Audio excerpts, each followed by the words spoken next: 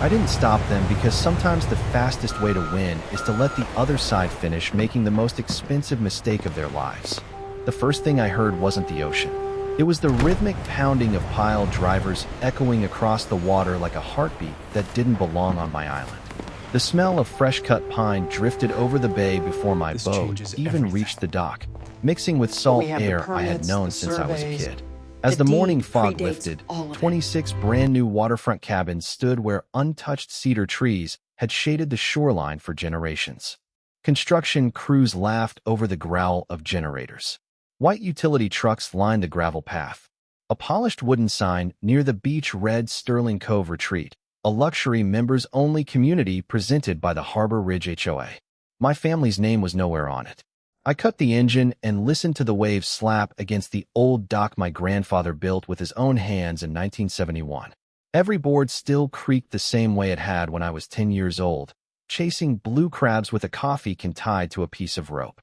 That sound never changed. Everything else had. My name is Ethan Walker, and this island has belonged to my family longer than most people in this county have been alive. My grandfather bought the entire 43 acres from a retired ferry captain for less than the price of a pickup truck back then. He never cared about turning it into a resort. He wanted a place where nobody could tell him how to live. Every summer he taught me to repair docks, clean fishing gear, and respect property because, as he liked to say, land remembers who takes care of it. Those words echoed through my mind as I stepped onto the pier and watched strangers unload furniture into cabins they had no legal right to build. A woman wearing a crisp white blazer walked toward me with the confidence of someone who believed every square foot beneath her shoes already belonged to her. Victoria Sterling, president of the Harbor Ridge HOA, smiled like a real estate commercial come to life. Behind her, golf carts rolled across freshly poured stone paths while landscapers planted rows of imported palm trees that had never grown here naturally. She glanced at me, then casually adjusted her sunglasses. "If you're here to complain," she said, "our attorneys have already handled everything." Her voice stayed calm, almost cheerful, as if she were explaining directions to a coffee shop instead of standing on my family's island. She pointed toward the cabins with a satisfied grin. "Construction finishes next week. Buyers start closing after that. You missed your chance." I looked past her at the rows of cedar beams, polished windows reflecting the morning sun, and contractors putting the final touches on million-dollar vacation homes. Every nail they drove, every shingle they installed, every porch they painted pushed them deeper into a mistake they didn't even realize they were making. I didn't argue. I didn't raise my voice. I didn't tell her about the old fireproof document resting inside a weathered leather portfolio back home, or the county records nobody had bothered to examine carefully enough. Instead, I smiled, wished everyone a productive morning, stepped back onto my boat, and quietly let them finish building every last cabin on my private island. The ride back to the mainland took just under 20 minutes, but every wave against the hull carried another memory with it. The island was never just property to me. It was where my grandfather, Samuel Walker, taught me that ownership was not measured by fences or expensive buildings. It was measured by responsibility. He believed that if you cared for a piece of land long enough, it became part of your family. I still remembered the smell of cedar shavings floating through the air while he repaired the dock every spring. I remembered the sound of gulls circling overhead before sunrise, the crackle of driftwood burning in the old stone fire pit, and the quiet evenings when the only lights came from the stars reflecting across the bay. Those memories were worth more than any luxury resort someone could build. After he passed away 12 years earlier, the island transferred into my name exactly as he intended. There were no arguments inside the family, no hidden claims, and no forgotten heirs waiting to appear. Everything had been organized years in advance because my grandfather trusted paperwork more than promises. I spent the next decade working as a marine civil engineer along the Atlantic coast, inspecting docks, seawalls, and coastal infrastructure. The projects paid well, but they also kept me away from home for months at a time. Every year, I returned to the island for maintenance, paid every property tax before the due date, renewed every required insurance policy, and kept detailed records of every improvement. I never imagined that being away for work would convince someone they could rewrite ownership with enough confidence and a polished marketing brochure. That afternoon, I stopped by the small county records office where the familiar scent of old paper and floor polish instantly reminded me of countless visits with my grandfather. Mrs. Helen Brooks, the senior clerk, recognized me before I even reached the counter. Her warm smile faded the moment she heard the island's name. She quietly lowered her voice and said several developers had visited during the previous year asking unusual questions about shoreline boundaries and historical surveys.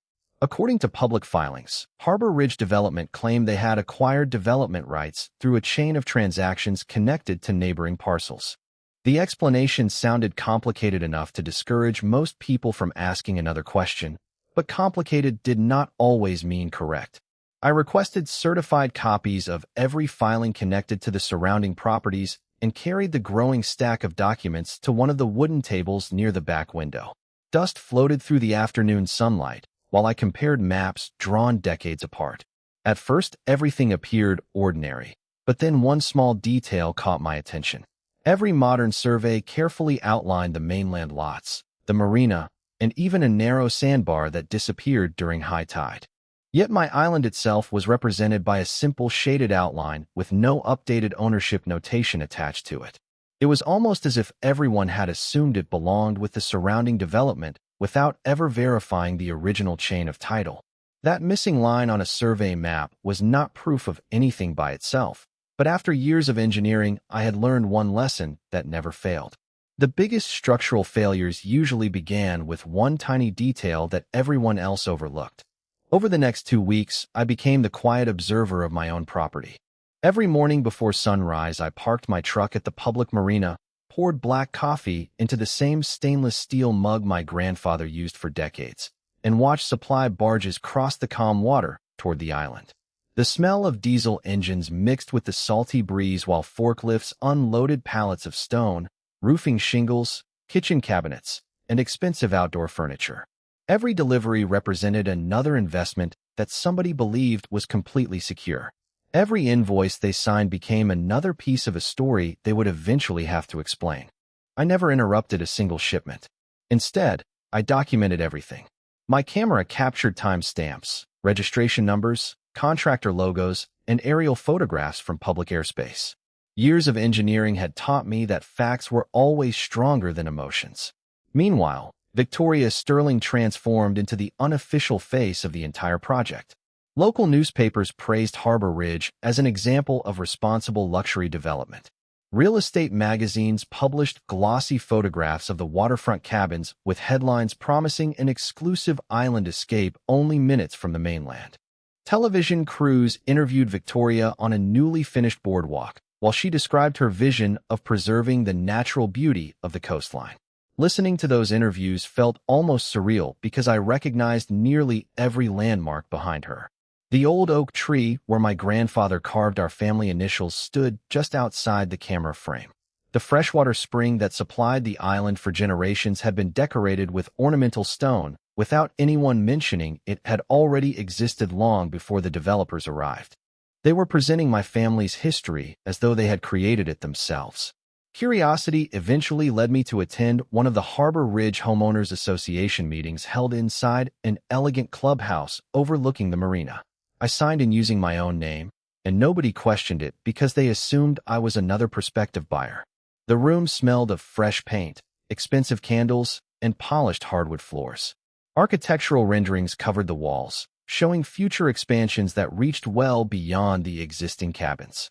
Victoria stood confidently at the front of the room, explaining that the island represented the final jewel in Harbor Ridge's long-term master plan. She spoke about vision, investment, and community values with remarkable confidence. Then she displayed a large map that drew polite applause from the audience. I stared at it for several long seconds before realizing what bothered me. The island had been colored the exact same shade as every subdivision lot, making it appear as though it had always been part of the development. No boundary lines separated it from the surrounding parcels. No ownership notation appeared anywhere on the presentation. It was not simply an oversight. It was an assumption repeated so many times that everyone in the room accepted it as fact. After the meeting ended, I quietly collected one of the printed brochures left on the welcome table. The heavy paper still smelled of fresh ink as I folded it into my briefcase beside copies of the county filings. By the time I walked back into the cool evening air, I understood something that completely changed the way I looked at the entire situation. Victoria was no longer relying on legal documents. She was relying on confidence, repetition, and the expectation that nobody would ever compare her polished presentation to the original records sitting quietly inside the county archives. By the time the calendar rolled into early autumn, Harbor Ridge was celebrating what they called the most successful waterfront development in county history. 26 cabins stood completely finished, their porch lights glowing across the bay every evening like they had always belonged there. Fresh mulch lined the walking paths. Decorative lanterns framed the boardwalk. The smell of newly stained cedar drifted across the water each morning, blending with the familiar scent of salt and marsh grass that had welcomed my family for decades. Luxury boats now filled the expanded marina, and every arriving guest admired a place they believed had appeared through brilliant planning instead of remarkable assumption. I stayed invisible. That was the hardest part. Friends who knew the island belonged to my family asked why I was not stopping the project. Some believed I had sold the property. Others assumed I had lost a legal battle they never heard about. I simply smiled and changed the subject because the truth required patience. Every contractor who completed another inspection, every landscaper who planted another tree, and every buyer who signed another purchase agreement increased the financial commitment attached to structures resting on land that had never changed ownership.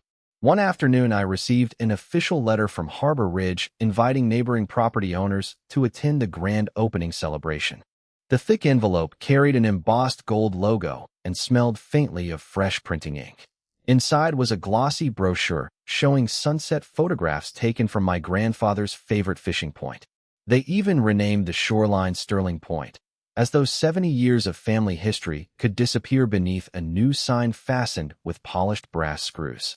I drove to the public overlook across the bay on opening weekend and watched the celebration from a distance.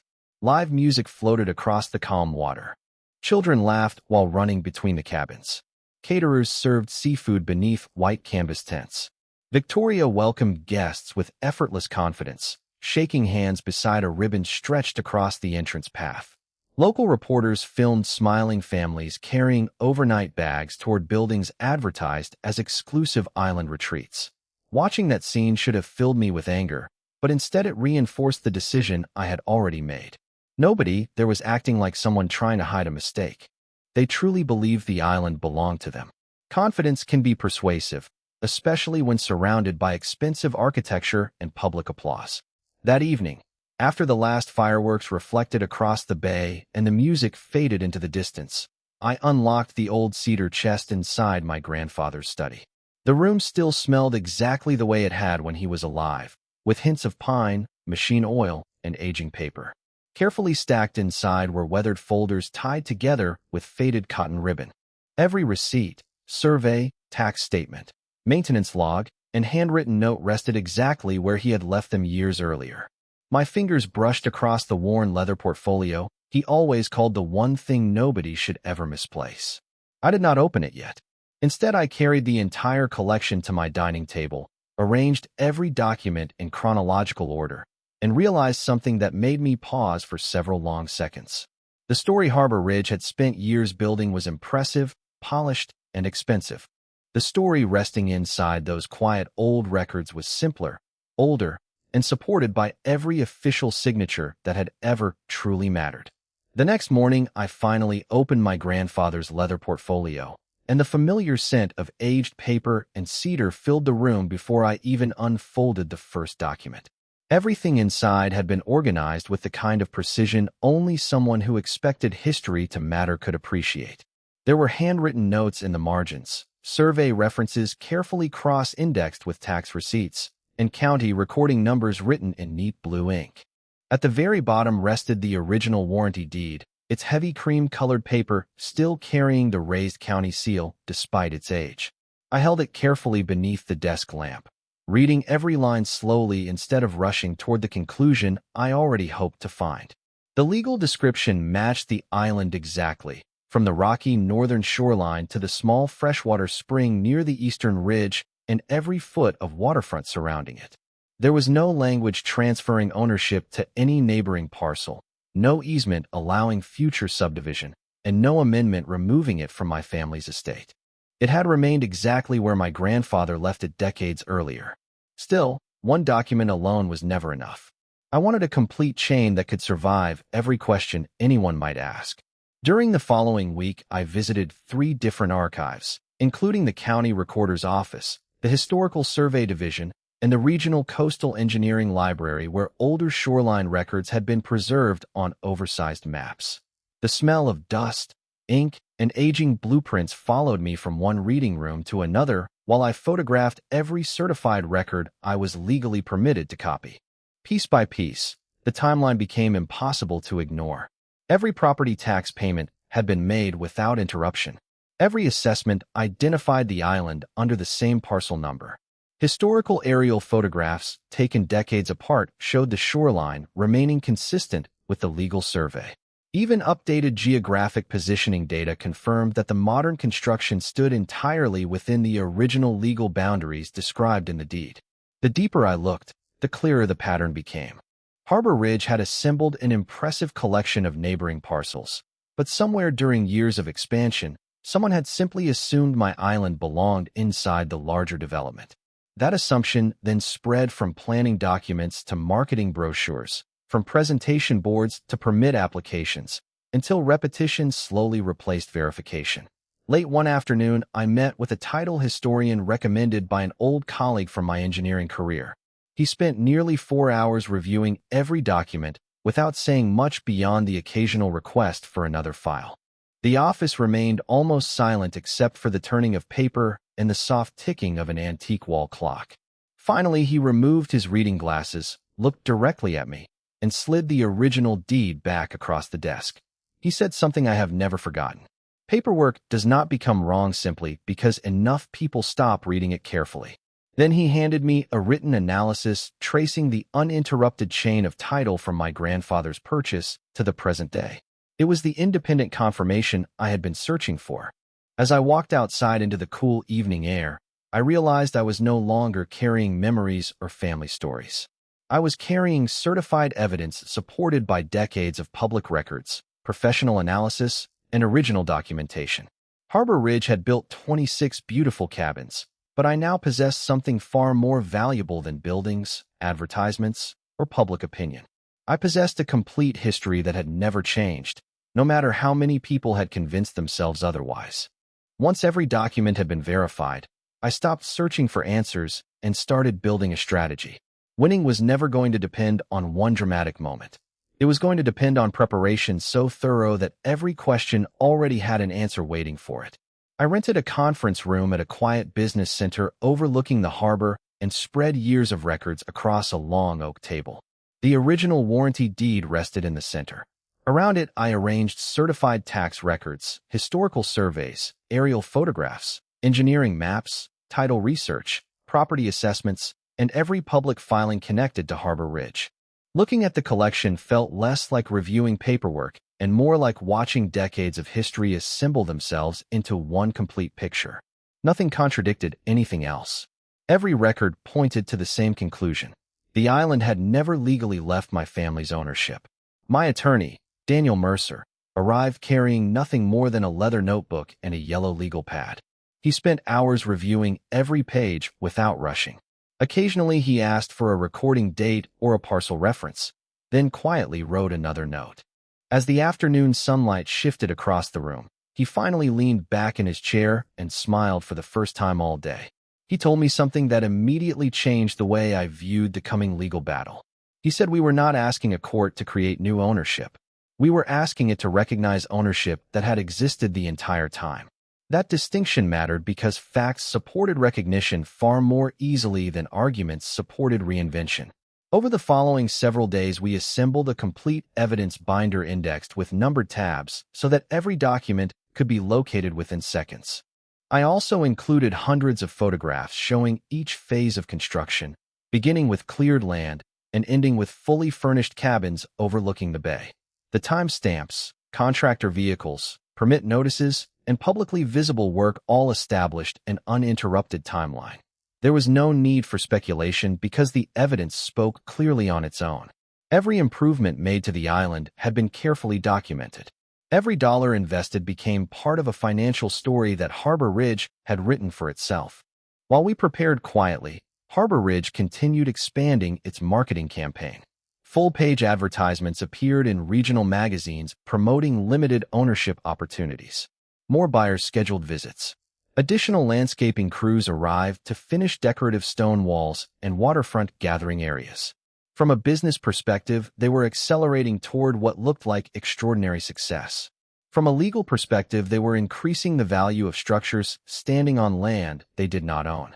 Daniel often compared it to constructing an elaborate house without first confirming who actually possessed the lot beneath the foundation. The house could become more beautiful every day, but the underlying ownership never changed. Before filing anything, we ordered one final independent survey using modern geographic positioning equipment to eliminate even the smallest possibility of uncertainty. When the licensed surveyor delivered the completed report, the colored boundary lines matched the original legal description with remarkable precision despite the passage of decades. I placed the fresh survey beside my grandfather's aging deed and noticed something that made me pause.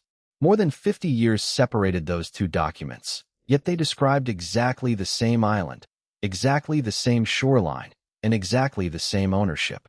At that moment, I realized the case was no longer about discovering the truth. The truth had been sitting quietly in public records for generations.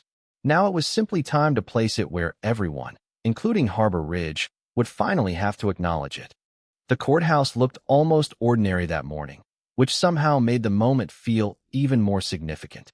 Sunlight reflected off the glass entrance while people carrying coffee cups and briefcases moved through security without realizing they were about to witness years of assumptions collide with decades of documented history.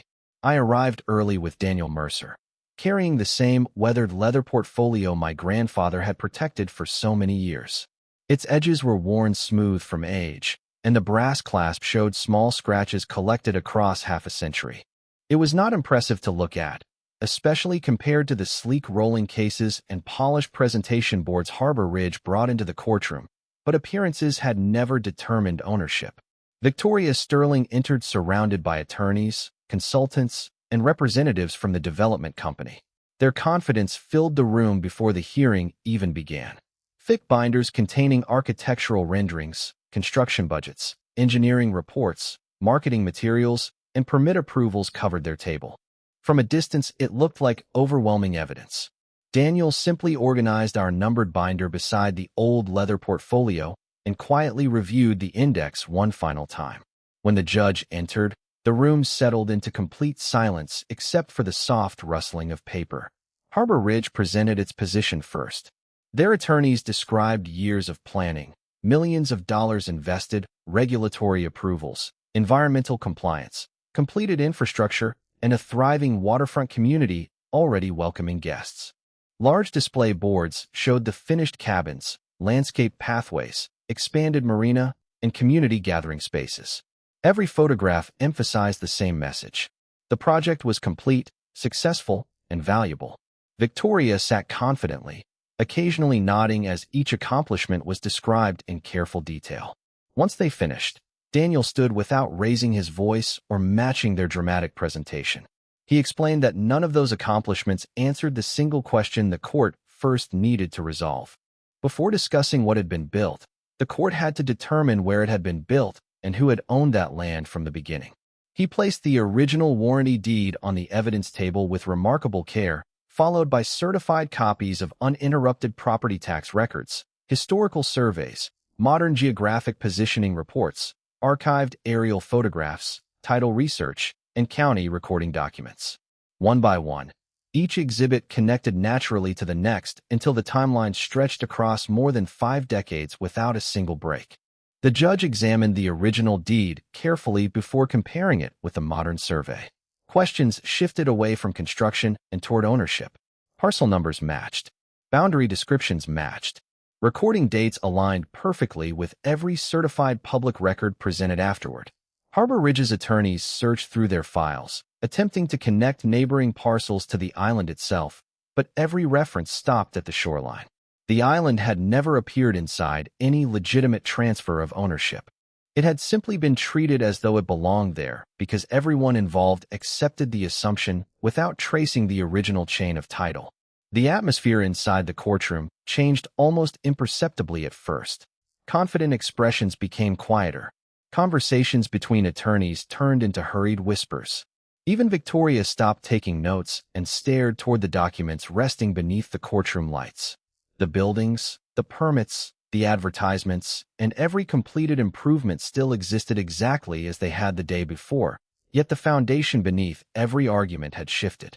Watching that realization spread across the room reminded me of something my grandfather once told me while repairing the old dock. He said the strongest structure in the world could never stand where the foundation did not belong. Sitting there beside the leather portfolio he had left behind, I finally understood exactly what he meant. The written ruling arrived several days later, but I already knew the outcome the moment the judge finished reviewing the final exhibit. The decision confirmed what every original record had quietly stated for more than 50 years. The island had never been transferred, subdivided, abandoned, or legally incorporated into Harbor Ridge. Ownership had remained with my family from the day my grandfather signed the original purchase documents until the present. Everything else had been built upon an assumption that was never verified against the actual chain of title. The completed cabins, the expanded marina, the stone walkways, the decorative landscaping, and every improvement remained standing exactly where they were, but they now rested on land the court recognized as mine. Walking back onto the island for the first time after the ruling felt strangely familiar despite everything that had changed. The same waves rolled gently against the dock my grandfather had repaired every spring. The same sea breeze carried the scent of salt water through the cedar trees that still bordered the shoreline. Even the gulls circling overhead sounded exactly as they had when I was a child. The island had been patient while people argued over it. It had never forgotten where it belonged. I walked slowly along the boardwalk Harbor Ridge had constructed, running my hand across the polished cedar railing while morning sunlight reflected from the cabin windows. Months earlier, I had watched crews measure those foundations, unload building materials, and celebrate each completed milestone. Now I was seeing the finished project through completely different eyes. The cabins were no longer symbols of someone else's confidence. They had become permanent reminders that careful records could outlast expensive assumptions. Over the following months, the property entered a new chapter. Every decision about the island focused on preserving the coastline my grandfather had loved while responsibly managing the buildings that now stood there. The freshwater spring remained protected. The old oak tree continued overlooking the bay exactly as it always had. The original dock received the maintenance it deserved instead of being replaced. Visitors still admired the peaceful waterfront, but they also learned the true history of the land beneath their feet. A framed copy of the original warranty deed found a permanent place inside the Welcome Lodge, displayed beside historic photographs showing the island long before construction ever began. People often stopped to study those documents, surprised that a single piece of carefully preserved history could carry more weight than years of marketing, presentations, and confident speeches. Daniel once joked that it was probably the most valuable collection of old paper in the entire county. He was probably right. As for Victoria Sterling, I never celebrated her disappointment because that was never the point. The lesson reached far beyond one development company or one homeowners association.